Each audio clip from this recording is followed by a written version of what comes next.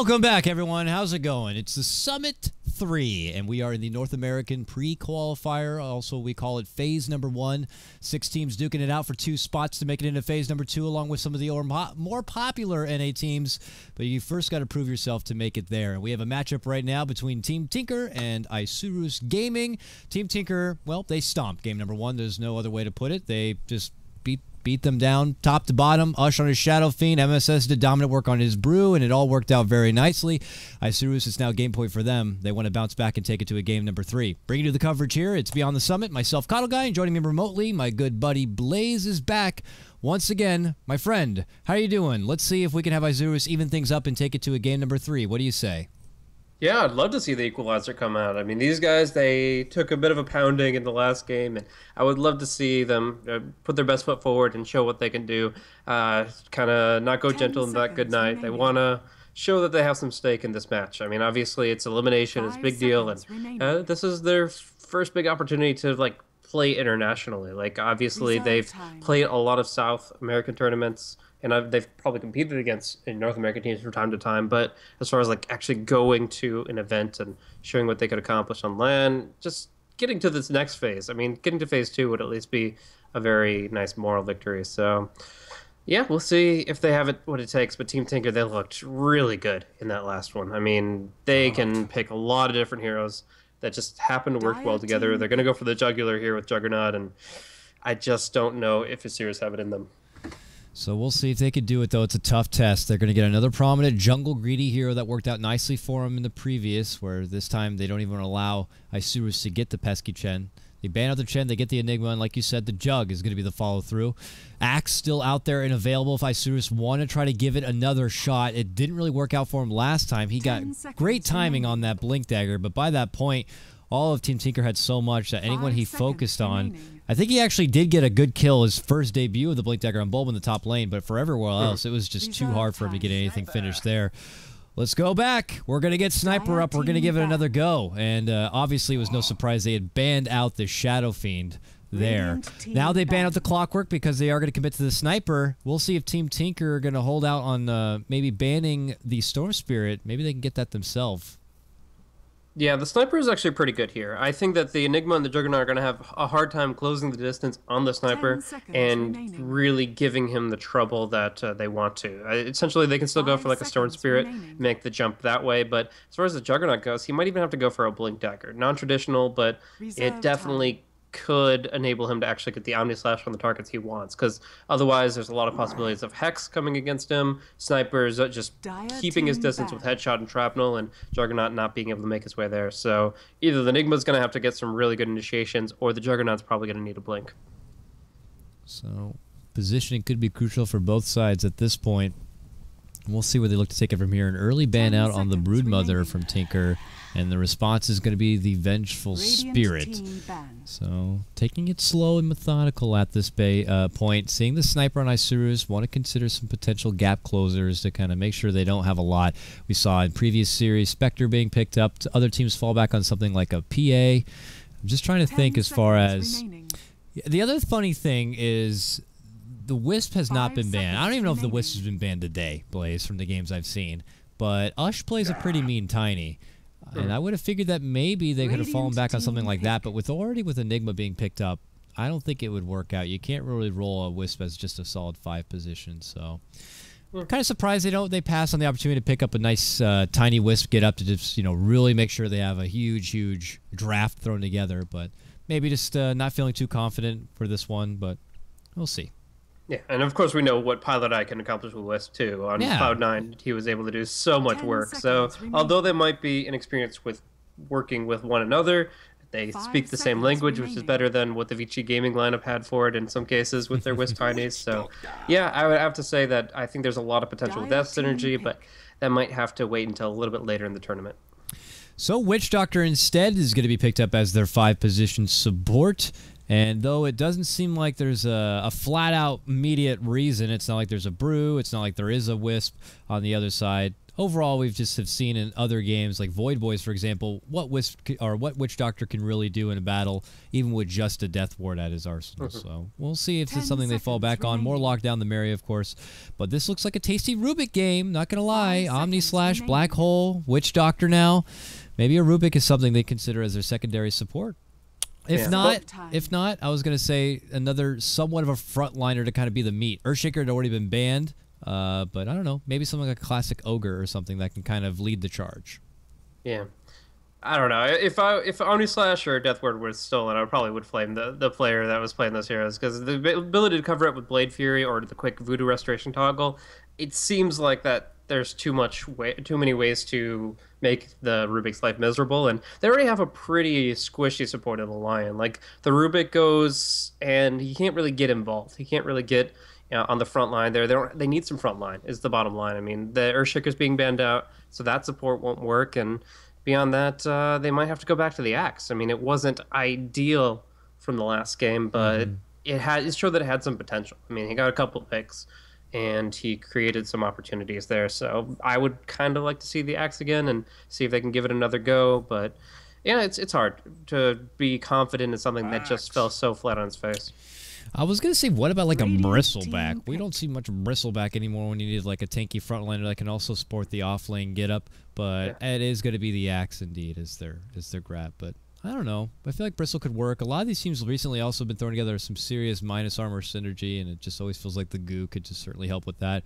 Good in the Roche pit, and they're on, Dire's side, but they get their Axe for now. Skywrath Mage is one that pops out to me as a possible option for maybe secondary support for Isurus, maybe. I know he's very squishy and susceptible to getting caught down and easily taken advantage of from someone like Jug or even a Witch Doctor, but I don't know. With the lockdown that Axe brings in plus Lion, maybe you can get off some big pickoffs with that Mystic Flare.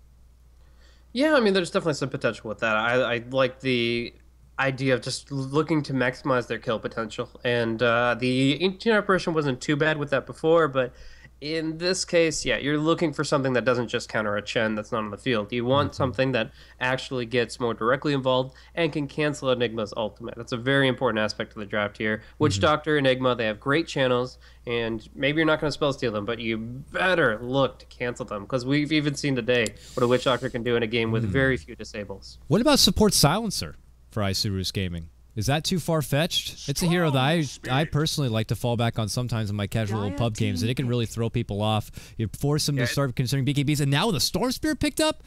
I don't know, Silencer, It's got to be either Skywrath or Silencer. I can't see any other support working here. It's just there's too much emphasis on silence. Disruptor isn't bad. I would say Disruptor would be half on that list and half off. Like, he still has some limitations here. They're going to go with Lina. They ran the Wind Ranger in the off lane. They're probably going to run the Lina as support, and they're just going to look to Finger of Death Laguna Blade a lot of phases. You don't think it'd be a core Lina who could also be in the safe lane instead? I want it to be a core Lina, but I'm pretty sure it's a support. Okay, we'll have to see. It's Isurus. Not a lot of people have really been scouting out as far as what they've been running in the rotation or scrim work, so we could be surprised. You could be right. I got to throw out my casual Meepo because fullback's on the team, and, of all the times I ignore it, it eventually does pop up, but we'll have to see. If it is a support leader, we want to see a Meepo. I know. I mean, what's the problem with that? I just want a little bit of Meepo love every once in a while, right? Make things spicy, but the scary thing is still that Storm Spirit was grabbed on Team Tinker, and he just loves Sniper. Would happily love to be able to just get in his face and kind of get work done. And it's not like Lina's going to have a real easy time getting hold of a Storm unless she gets her Yules together. But if it's support Lina, that Yules is not going to be coming in good time. Not comparison to what Storm Spirit will have by that point. So it's a bit finicky here, and we'll see. They're banking on a core Lina, though. They banned out the Skywrath Mage, so I don't know, Blaze. If it's a core Lina, I want a Silencer. I want it. Team pick. I definitely agree with you, but I just got to say that the way they ran the Axe the last time shows that they really aren't comfortable with it in the off lane. If they were, the Wind Ranger would have been getting farm, and she would have been doing about what I would say the same about a Corlina. Corlina is better against BKB and Pipe than Wind Ranger is, but Wind Ranger is still a beast with farm. So the fact that they ignored that and prioritized the Axe kind of seems that that's the game plan from Isurus. They could, of course, say, okay, game number one, the plan didn't work. Let's go for something different. But to me, it's a repeat. It's a repeat core Axe, and it's therefore a support Lina. But we'll see. either an offlane or support Dire come team out here, and whatever they do select, it's got to be good. Yeah. Warlock is also one of those picks that could always creep on you. Could cancel Enigma Black Hole from quite far away. Same with Witch Doctor. But yeah, we'll have to see where they want to round things out. Beastmaster, though, the 5th grab here for Team Tinker. Is this going to be an off-lane Beastmaster? Potentially looks like it here. Now you got all that additional sweet map sense there. His recent buffs have been absolutely 10 crazy. seconds Now having the benefit of getting both the Boar and the Hawk right off the bat, leveling up quickly. You have lots of slow. remaining. His CS potential is a lot better now that he has the Boar at the ready. Could be a pretty Reserve scary time. hero to be stuck going against there. Plus, later in the game, you always have the fun little boots of travel tactics you can always pull out.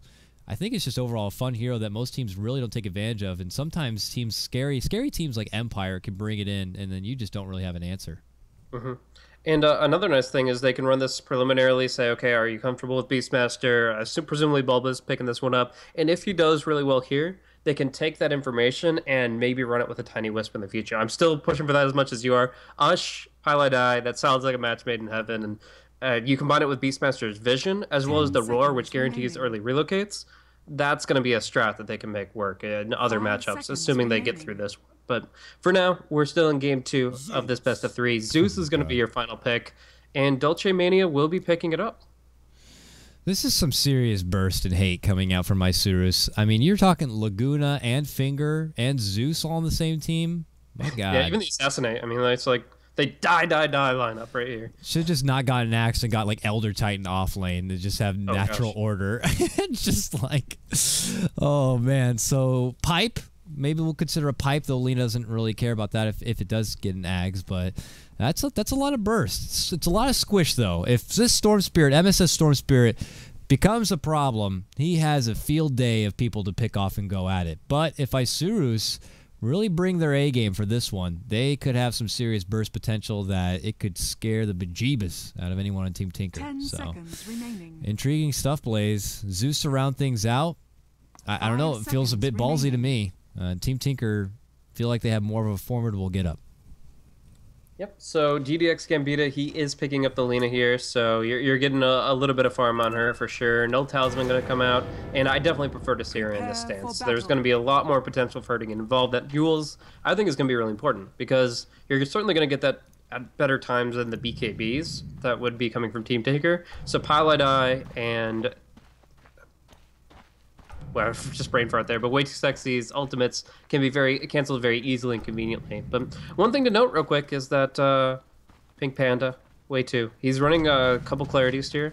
Could do some action where he helps out on the lane a little bit, but that might just be something he casually brings over in case he gets invaded. But for now, I mean, if he just goes for the Soul Ring Mechanism Rush, that'll be a perfectly fine build. And there's one thing that you're talking about, the early Hawk, of course, being good for scouting out the bounty runes, but the early Boar is actually really good for stacking up the Ancients if it is not 30 warded up. seconds And to I battle. just, whenever I play offlane Beastmaster, I just make sure that you get that 1 minute stack and 2 minute stack, and at that point, even if they look to ward it, that it's already beefed up for you. You're in a pretty good spot.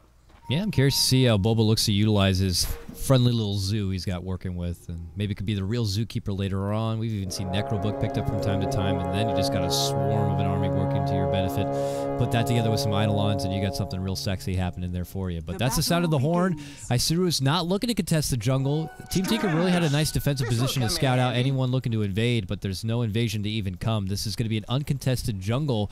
It looks like for now for Way Too to work with, which is very happy when you're an Enigma player. But let's lead off. This is game number 2 of this best of 3 series between Team Tinker and Isurus, the Argentinian squad. Isurus are down 1 game. Team Tinker up 1 game. They just need to round this out to take it to the next matchup, which will be taking on Void Boy, who recently put down the Summoner's Rift, the old Fire squad. So with that said, I'll lead out introductions here on the side of Team Tinker, Radiant side, mid lane. We got MSS, who's going to be playing your Storm Spirit, going toe-to-toe with Lena top lane. Bulba, who's named up as Flo right now, is going to be playing your Beastmaster. In the jungle, Way Too as Pink Panda, who's going to be playing your Enigma. And the bottom, that is going to lead Mr. Pylai Die, formerly of Cloud9, now playing your Witch Doctor here. And Ush, who's going to be playing your core Juggernaut. Yeah, so it's actually a lane swap from both sides here, because Ush is going to be taking the safe lane MSS to the mid, trying things out, making sure everybody can play their flexible role sets, and of course, we did have the sniper in the mid position previously, so Vegeta making his way to a different position. But Bulba still probably has to be pretty confident in this lane. The last time they had nothing to really cancel the time walk, now he's just a tanky hero. 4 armor, a stout shield, a lot of base strength. As soon as he gets his boots out, he should be pretty happy here. Good regen to work with. Knows that he's only going to be going against a dual lane because Axe is busy working in the jungle. It's actually fullback now playing the Axe. They definitely have switched things around, but mid lane, bit of a fisticuffs here. MSS pulls out the Spirit there last second. Also bottom lane, we have a small bit of a trade as they're forcing back Dolce Mania. But yep, there's going to be the first blood on that mid lane and quickly falls in exchange. DDX gets the kill. That's what's important in the first blood bonus plus XP, but Wei2's going to be there to make sure she doesn't walk away unscathed. Yeah, so he does get some lane time. I thought that he might make his way about, and he does get Soul Ring off of that, so it's not too bad for Team Tinker, but still, underestimating the fact that this LSA is only a 7-second cooldown, one of the fastest cooling down stuns that you can just point and click like that. And another thing was just MSS kept on trying to trade downhill to uphill. He was in the middle of the river, DDX was very firmly having the high ground, and I think there were 2 auto attack misses coming out from MSS. He likes to trade hits with the overload, but in that high ground position, you have to leave it up to chance that you might be making the wrong trade, and he just took too much damage. We'll have to see also what build he potentially goes for on that Storm Spirit. If he's going to be kind of going with the Sumail, kind of get up no ice, or no Vortex rather. For now, he does have the 102. But level 4 does strike. This is where some players get tempted into grabbing a hold of an early Vortex level here. And something we'll see if MSS kind of prioritizes just raw damage output as opposed to the lockdown necessary. Nearby, though, Wei2, who picked up a small bit of a bonus getting involved with that kill, continues to work with his jungle level 4, and yeah, that Soul Ring he did pick up from helping with that kill. Not really any sort of threat in the nearby jungle. And along the bottom, Ush is just kind of free will to do as he pleases because Pylite continues to bully back Dolce Mania Zeus. He has got only level 1, he has no CS, and just a simple clarity to his name, no more regen. Life is hard. Well, fullback is really in a bad spot too. Like, he wants to farm this camp here in the jungle, but he might just die to it. Berserker's Call will give him the bonus armor he needs, just barely. He gets level 4, skills Berserker's Call, immediately uses it, and he still goes down. So at least he gets the Tranquil Boots. That's the good part. I mean, he can't really let that happen again, but it's just he was hoping for more spins, and he did use his Berserker's Call as quick as he could. So overall, he did his best effort, and I can appreciate that. But all the same, he needs to make sure that from this point forward, he's just doing nothing but the maximum efficiency. But yeah, I mean, otherwise the laning phase is not going too bad for Isurus on the mid and top lane. I mean, we've got DDX. He actually went for that skill build that I thought was a bit unorthodox, and that's probably what caught MSS off guard. He actually, at level 2, he had just Light Strike Array and the Fiery Soul passive. And so he had the extra movement speed, the extra attack speed, and he just got 2 light strikes very efficiently off. And most Lenas won't do this because for the 2-minute rune spawn, you want to push out your wave. You want to use your Dragon Slave, clear out the creeps, and that'll make it really easy for you to snag a rune without missing out on a drop of experience. But in this case, he went for something different, and he profited it substantially. So we'll see if we can see some more cool plays from DDX. Bottom lane, though. Get the hell away. What are you thinking? You think you can get close enough for XP? Get the hell out of here. Get the hell out of here. Pylite just... Boots of speed pretty good. Yeah, and the poor Clarity Potion, not good enough. He actually is going to hit him low enough where it's like, this is not even worth it to me right now. Still level 1. The creep equilibrium is working so well here on the side Team Tinker bottom lane. You just think that eventually at some point the lane would push itself forward, but they have been doing a nice job making sure they keep it back. But now with the catapult, it becomes a bit trickier, and slowly the wave inches forward. But Pylite is not letting him have anything. Get the hell back. Get the hell back. What do you think about the bottle pickup over the boots? Obviously, since you have the chance to go for the bottom rune, it might be a nice refill. You can also bottle crow, and you can take more punishment. But Boots' speed might have just been enabled him to be in a position to just like actually stop getting hit that much. And we are going to see, now that he's full HP, he won't die to a dive, or hopefully not, but I don't know. It's a tough call to make that bottle, and he doesn't even crow it. So he's just, it literally was just essentially the value of a salve for right now. Ush is like creeping himself forward behind the tower just in case Zeus gets a little too close. Even the slight stun from the coconut could help him quickly get in there and dish out the Omni Slash. But Dolce Mania not handing anything over too easy at this point. Now the creep wave shows up, maybe hoping he can bait out the Omni into the wave, but it's not going to be there. And they're just going to continue to assault this tower. No one's coming to rotate. No one can really come. Who can come to rotate help? But ooh, they creep forward. The second I can consider looking away. Oh, he got him. Saw him in the corner, made the jump. And the wait was well worth it. The succulent Zeus is going to be brought down. The tower is going to be brought down. Zeus does get level 2, but he has to head right back to his tombstone in the base. And with that, and on his blood splatter, he makes this face that's on the banner. That's such how he's feeling right now. Oh, that's the banner you're talking about now. Yeah. That's the face of, oh, what the hell's happening before my eyes right now? Oh god, Zeus is back, but there's the stun! It's gonna connect. Ush moves forward, gets the crit instantly. Malphus is gonna connect thereafter, and they take him down again. Back-to-back drops on the Zeus in the bottom lane, and they are not looking to let up whatsoever. At what point, Blaze, do maybe you send a Lion or someone down here to help out? I would feel when the tier 2 takes its first hit, but it seems that's not going to be the turning point for them. They'll pop the fortification, they'll take a ton of damage, and at this point it's almost not worth saving. Like, they need everyone here. They need the Lina flanking, they need the TPs to come in. DDX will put some good damage out, and is almost a little Laguna Blade away. There's not enough damage! He needs one more right click, it's a wasted Laguna! Not happening, DDX, and now he's like, can I get him? No! Still not enough there. The regen was just enough. MSS comes in, and oh, poor Lina. That's when he was hoping to start building up some kills, but the Laguna, not going to be enough.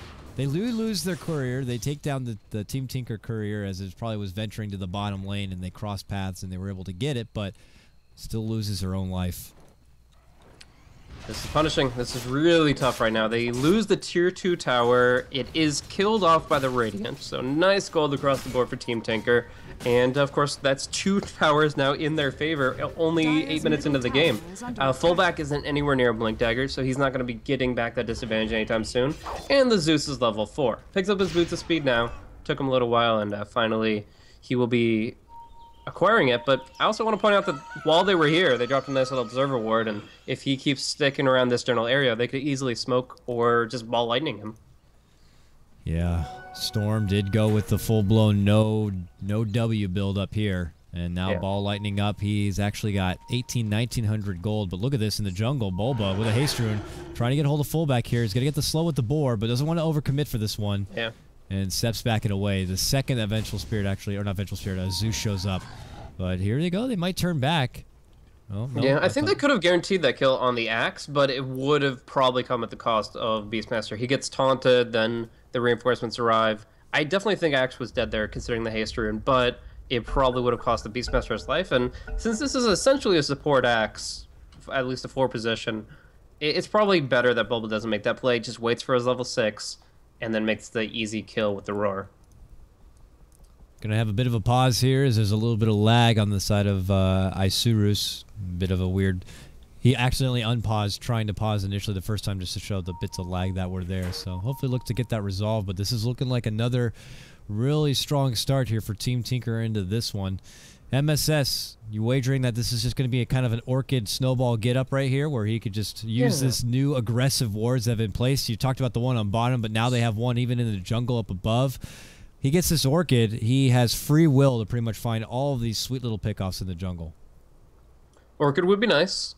I actually think a Bloodstone wouldn't be too bad. The timing you get it, the amount of charges you get to build up, and the fact that you actually get to survive a Finger of Death, a Laguna Blade, an Assassinate, anything like that. Because of what he's up against, I think a tankier item than Orchid might be nice. Of course, if you can just get the Orchid quick, get 2 or 3 kills, and then boom, you have that tankier item, that's fine. Orchid BKB, very standard build-up for Storm. But with this timing, 2,000 gold saved up, I could definitely see a Bloodstone.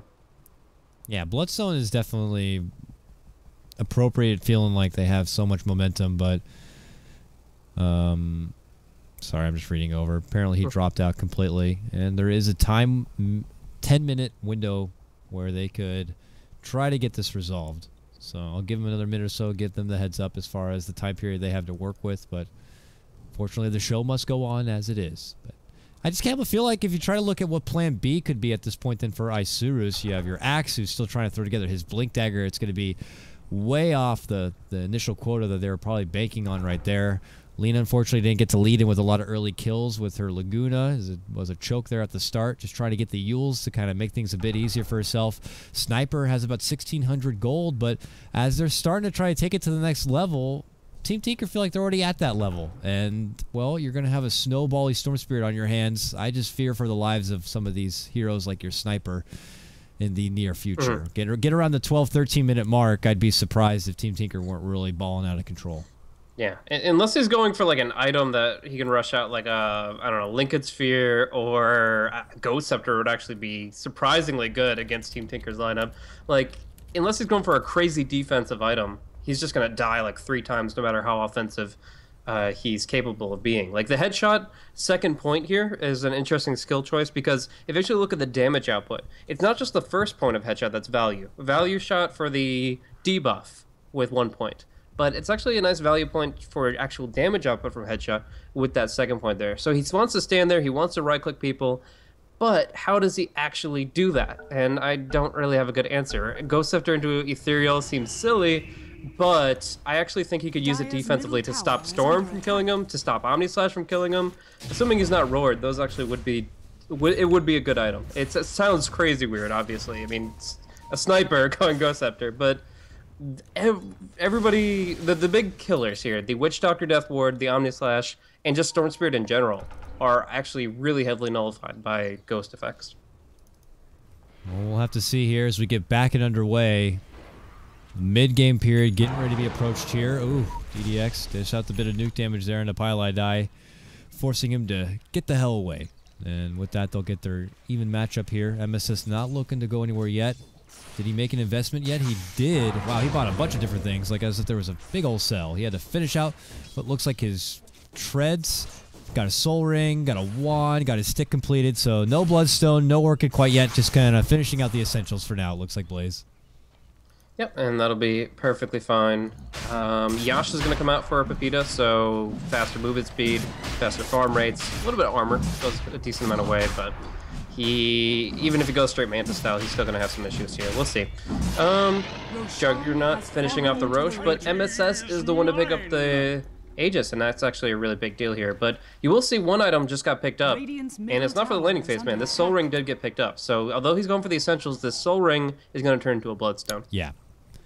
Well, just that first component, recently trained, what used to be a Perseverance. Now the Soul Ring grab and get up does show that he's going to go more that snowball-y kind of a build, and Aegis certainly helps him begin that snowball process. And it's their time, and they're ready to feel a big, strong fight here. Ush trying to sneak in from behind, see if he can get anyone. That ward, as he circles, scouting them out. KotLGuy catches up with DDX, who is going to get maledicted. There goes the stun. Here comes Ush. Come here, you! I'm going to get you. Oh, LSA will connect. He can't get there. I'm really surprised he didn't spin. Yeah. I mean, we saw like his BKB usage in game 1. That just seems like that would be a reminiscent opportunity to see the stun coming, the animation in action, just be like, all right, I got this, I can stay on target. But I guess he didn't want to commit into a fight where he would not have the Blade Fury to escape. And Flo actually just going to get the roar, but go down to assassinate. Yep, it's not enough to stop Sniper from finishing it up. Here comes Ush. Here, I'll try it again. This time he will spin the LSA. Manages to swing by it. DDX still caught between, well, a tree and an Ush. And the Omni Slash still going to be coming out. He ends up going down. Ush could be in trouble, however, drops the ward, and, well, his head drops to the floor. So he gets dunked on. Now it's going to be way too. He's in a bit of trouble. Nice stun set up right there. And there goes the shot. He's still alive. Walking away. That mech and that ward, no one hitting the ward. You'd think with someone like a Sniper, it'd be an easy breezy one shot, but no. That MSS. Hey, everybody, how's it going? Storm Spirit's here now. He's ready to party. Oh, Nidara, very low. Ball forward. There's going to be one takedown. He does have the Vortex now, the one level of it, and he gets a 2 for special right there. MSS cleaning up the mess on this top lane. And now Pepita trying to farm on the side, but he has to be careful. KotLGuy looking to scout it out. And with that, I kind of like how the Axe didn't even bother for like a blink taunt play against the Storm. Like, it's definitely possible to save an ally there, but it just was a full disengage mode. Every man for himself, really. We actually see the BOTs got picked up by Bulba as his first item response to that exact situation. I don't know if he would have actually gone for this item this early in the game if not for the fact that he was just respawning when a fight was breaking out, but purchasing it and beating to the creep wave, like, there is no way Isurus can actually engage on that. Like, the Storm's there, he's got Aegis, Bulba's there, he's got some good summons and damage, and obviously they were still afraid of the Black Hole. So, all in all, even though Ush does go down, 4 kills on the board for Isurus, Team Tinker are just demolishing, both in kills and towers. Isurus desperate, though, to get something back their way. They smoke up, and they're like, we gotta go. We gotta make kills happen right now, god damn it, to get back into this one. There's KotLGuy. Get him. What? Hobbob of a blink forward or something. Gets the call, but he gets welcomed with a roar, a death ward, and fullback is like, I immediately regret my goddamn decision. Yeah, Aegis will be popped to Laguna Blade, but he just gets full mana and zips right in. Oh, he's a frog. LSA does lock him in place, plus the finger, plus the stun. Oh! Gets healed up with the mech. Sniped in the face. Second guess is making the jump in. Will decide to go for it. Now Pepito could be the one trapped out. Nice LSA connects again on DDX, or from DDX on the high ground. And MSS will end up going down. Makes it a 2 for 2 if you do count that Aegis takedown as well. Isurus, though, thankful to get anything they can. They need this rubber band to snap their way, but with the way that Tinker manages to continue to get what they want out of these fights, it's not going to be coming easy. They still profit the most out of that engagement, and they continue to clean up some objectives after these fights break down. Yeah, I mean, just overall, Isurus are on the ropes here. I would have to say DDX's play is the only thing that's really keeping them in it. He has done remarkable things with this Lina and connected with a ton of big stuns. The way he was able to keep kiting and keep running back while casting his spells in the last fight is a good way of showing that. But yeah, in the end, they just pick up the Storm twice. Aegis broke in once over and then killed off the second time around. And that Oblivion staff does come out in the end. So Soul Ring casual for now. It looks like it's going to be Orchid into Bloodstone. And obviously that's with the original intent that you were talking about, where you can just find multiple kills. You won't be hexed if you put it on the Lion. And you can really just run people down. But hi, how are you? Yeah. See you later. Yep. It's a hard knock life, man. That's just acts like I'm ready to go to the jungle and start some farming. And Ush is there with open arms to be like, well, before you go, let me just shake your hand real quick. These wards are like generating a trail of tears for the axe. It's like he can't actually get into the places where he would farm. It's a very sad day for him. Any time he moves to his jungle, unless he's smoking his own neutral creeps, he's not going to really be able to get to that next level of farm. And that tank item is actually almost as important as the blinked item timing. Like, the blink dagger timing is very, very important. But if you don't have a tank item to back it up, then you're just initiating into your own death. Yeah, and we kind of saw that before, that messing up the blink dagger and the taunt, getting stunned instead, and he just drops. Yeah, for a team, and you know, I come into this matchup thinking we got one squad that's used to playing together. They have the chemistry to make it work, going against a team that's kind of more of a hodgepodge of talented pub star kind of players.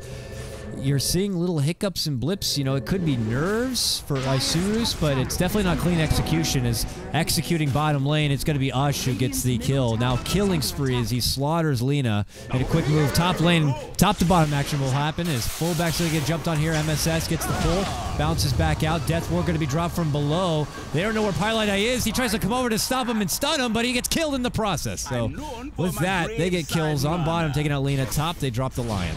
Yeah, and now they're pinned down top while the big push is going to come down bottom. Quick Eidolons, they've got Healing Ward. They could actually do really good damage to this tier 3. And what is this series going to do? They just lost 2 heroes, but it looks like it is not going to be to the tier 3 they go, despite the suppression that's actually happening up top. I'm not sure about that, but either way, they're just going to go Ancients, something easy, back off, regroup, get together, and have a good time. But Smoke and Seek coming in from the Lina. She knows there's a lot of wards about. They don't have really the resources to go toe-to-toe in a ward battle with Team Tinker's supports. So she just tries to go for her own play, but she's already seen. Like, this feels like a good smoke spot. It's a good way to, like, get in a position to go for just a quick Yules into Light Strike into kill. But in this case, they already know her general position. They probably see the smoke. And one will pop off. Ush. Ush is like the gatekeeper for their own jungle, but he could have gone too far this time. He's able to spin and get the hell away before the lockdown's going to be there, but is it enough? Continues to run, Battle Hunger, gets zapped down from above, and there's the nuke. So this time he does pay with his own life, but he's just letting him know that we keep watching. And now they're able to finish off the tier 2 top lane. That's from MSS getting it done right there. So the payoff still continues to happen from across the map. And meanwhile, you got Bulba bottom lane building up the pressure from the south. So Isurus being herded like sheep back into their own base side, whether they're getting scouted out from wards that were aggressively put down from Team Tinker, or just from the pressure on all the lanes. Yeah. And of course, the Zeus with the Soul Ring bottle has the ability to lightning bolt these wards down, but he just doesn't realize how infiltrated they are, how easy it is for Team Tinker to see every movement they make. And it's probably very unlikely that he would suspect anything on the back line there. That lightning was too far forward, and he just doesn't reveal. So we have a Lina who's smoking bottom solo, trying to make that offensive play with the Yules I was talking about, and Bulba, although tanky with the point booster, still might go down if Lina's 11. She is, so we'll see. Here comes Lina. Scouts out Bulba. Can't mess this one up. Yules, LSA, nuke, finger, bam!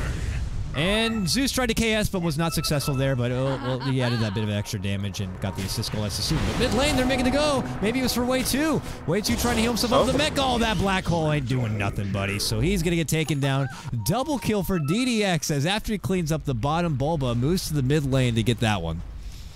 Yeah, so nice combo movement from him. He gets the Blink Dagger out here, and it should enable him to do some good work. Another nice thing is all this farm going to DDX isn't going to be a quick pick for the Storm. Like, if all this was going to the Sniper, and he was still too far from, like, BKB, I would say Pepita's screwed. He's just going to feed that gold right back to the enemy. But DDX actually has Yule, so he has a way to respond to this Orchid initiation from the Storm, and if he uses it defensively, he's great, but he's going to go for the stun play and shabop! And the Yule's certainly paying off, working good for him as they're able to get another kill with it there mid lane. MSS cannot ball out of there. Yeah, it's like DDX against the world right now, man. Oh, he is feeling it right now. Jumps on forward, trying to get a hold of Pylai Die, but that's not happening. So with this mobility, he's got the move speed, he's got the blink. It's not going to be as easy here. Team Tinker, though, don't want to let up on the control they've already gotten. He is now scavenging, looking, but this time they have the ward. Oh, air ball on the call right there. But Ush continues to move on to Pepita. He has bloodthirsty eyes. And this time, though, he will spin and TP the hell out of there.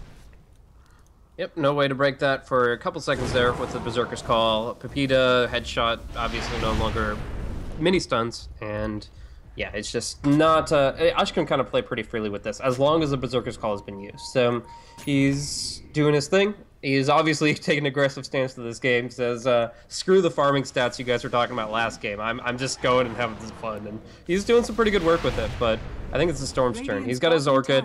MSS's timing doesn't feel that great, but he still has a greater net worth pool than the Lina. And that's because he's actually got tier 2 boots. He's got a Soul Ring bottle magic one. Like, he actually has the follow-through behind the Orchid itself. Way 2 moves in. Showing off his fancy Rada Atos to Roche right now as he gets things started here. They wait for Ush to kind of come on forward. MSS probably looking to be the one to grab a hold of that Aegis at this point. But it looks like it will be uncontested for now as Isurus still have their hands full here with the mid lane, scouting out the jungle. They still haven't even seen that ward. They are dancing with Ush illusions right now. I'm surprised they really haven't been using the Zeus to scout out maybe where these road spots are. They took out the one, but the one back there obviously, they just don't know that people would place wards there. It seems like that's just an experience thing. It's very unorthodox. It's not something you really come across often. Oh, nice zap of the bird before the boots and travel TP comes in. MSS jumps forward. Does lose quite a bit of his mana trying to commit right there, but doesn't find the opportunity to make it happen. And now they go towards the mid lane. Glyph is going to be popped for now, and they hold back and wait. Way 2 does not quite have the black hole yet. 9 more seconds, should have it up and ready, so as long as Isurus do have their timing together, they will know that it's about up, and they're going to have to take things a bit slow. And Team Tinker will just continue to take down each tower. They now removed all outer towers from the game on the side of Isurus. So the restriction of farm is a real thing here for Isurus. Your supports are now going to be pretty much crippled because whatever farm is out there for the grabs is going to be funneled towards their Lina, towards their Sniper. Anyone can bring this game back. That could have been a nice little play there. The Observer Ward in the middle of the jungle is actually giving DDX a chance at actually getting the Yule's combo off onto MSS once again. But in this case here, it's a really quick reaction from MSS. Like, they're scouting, oh, there's a Hawk too, so that certainly helps. But essentially, like, in this position, the Team Tinker supports aren't committing to a gem. I'm assuming that's because there's just so much nuke damage that they're afraid they're going to feed the gem away, but it also is limiting their chokehold potential. We actually see some decent vision coming out for Isurus over the past few minutes here. They've got that central jungle ward. They've got one towards, not Sting, but still towards the top rune.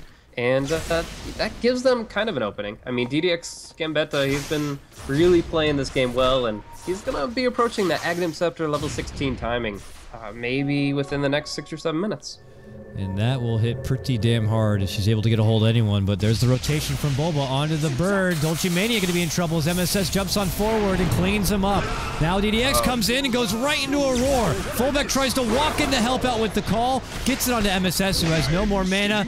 Gets dunked on, but that's just for the Aegis. MSS will bounce back and could jump past D. Oh no! The stun the finger follows up and cleans him out, but then Ush comes in, gets the Omni off, takes down Lina.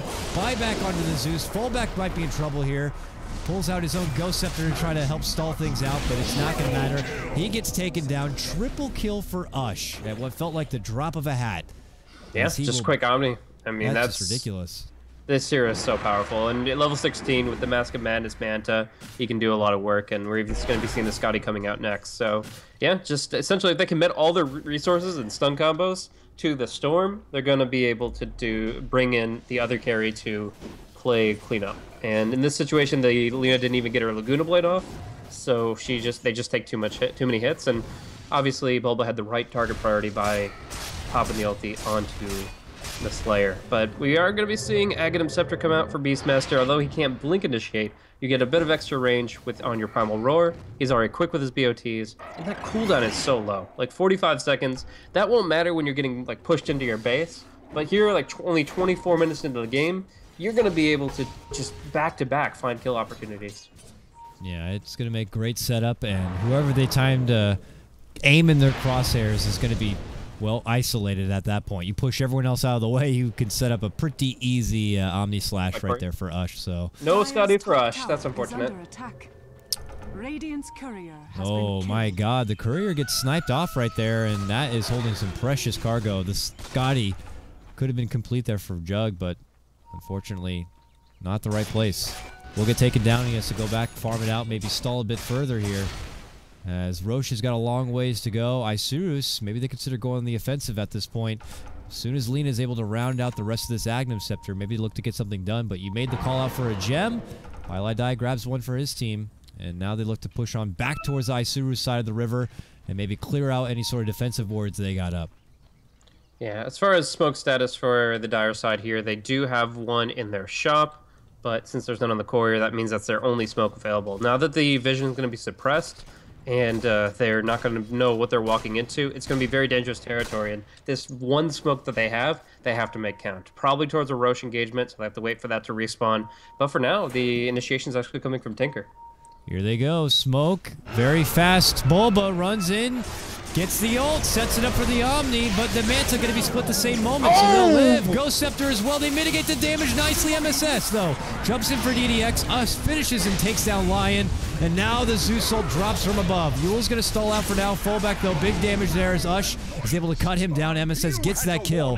And they will heal on up. Not even being able to get off a big black hole for that one. It was just enough, I suppose, to get the job done. 4 hit the deck on the side of Isurus, and now Team Tinker begin to open up onto the mid lane of Rex. Way 2 actually getting a sick black hole out there. Canceled by the lightning bolt pretty quickly, but if that hadn't been canceled, that would have just been, oh, as devastating as it was. Unfortunately, they already practically wiped them out, so you can't get much more beatdown than that. But even in like an even game, that could have been like a huge black hole. But we just see them kind of pressing their farm advantage here. They don't even have to worry about finishing out their items, worrying about the courier respawning. They just go in. They just take down mid-racks, take down bottom, and this might be Isurus' last legs. And Team Tinker on pace, and it looks like that's it. GG's going to be called. Isurus have had enough. And just like that, Team Tinker make for a very fast 2-0 series right now as they shut down the Argentinian team. And that will end their Summit 3 road. But for Team Tinker, they look to move on now. And in the next round, they get to face Void Boy, who did upset the Summoner's Rift. Should make for a good one right now. Blaze, final thoughts on this matchup before we wrap things up? I think that obviously Isurus have a lot of room to grow. They are playing a nationality-based lineup with the full Argentinian squad, so there are limitations to that where you don't get to pick the best, the cream of the crop. But in this situation, you might have to kind of look to other sources to find that real potential. Because Team Tinker, they're a collaborative effort, even across the seas, and they can really show what they can do individually and, of course, as a team. So this is kind of a trial run for this particular Team Tinker, maybe minus MSS Dota. But overall, this lineup played really smoothly. I'd love to see them try out more variable strats. And yeah, maybe they examine how the mid matchup played out a little bit more because that didn't go so well for MSS. But overall, I really like the way Team Tinker are playing. I have high hopes for them throughout the rest of this tournament. And Isurus, better luck next time. Yep. Well, with that, we'll see and keep an eye on Team Tinker as far as where their roster goes and how they continue to perform their way through phase number 1. But that's going to end things for today. Tomorrow we'll be back for more Phase 1 action. I believe we'll get to look at the bottom part of the bracket, which I can bring up for you right there with my fancy frickin' studio buttons. Pain Gaming is going to be taking on Root Gaming, and then we get to see the Mondib Beret, I believe that's the Merlini stack, going to be taking on Boreal Esports. There could be some potential upsets in the works. We're going to have to keep our eyes on that one, but with that, we got to wrap things up. I am exhausted, and I am tired, and this was an interesting, fun little test right here to kind of get back into the groove here at the BTS house. But please show your love and support for us. You can catch me on my Twitter at KotLGuy, my great co-caster Blaze. It's a pleasure to have you as always. Show me your love at Blaze Casting on Twitter. And without further ado, we'll just wrap things up. I'll be putting up the VODs right now over on the YouTube at Beyond the Summit's YouTube page. And, well, folks, we'll see you back tomorrow for more Summit 3 action. Take care.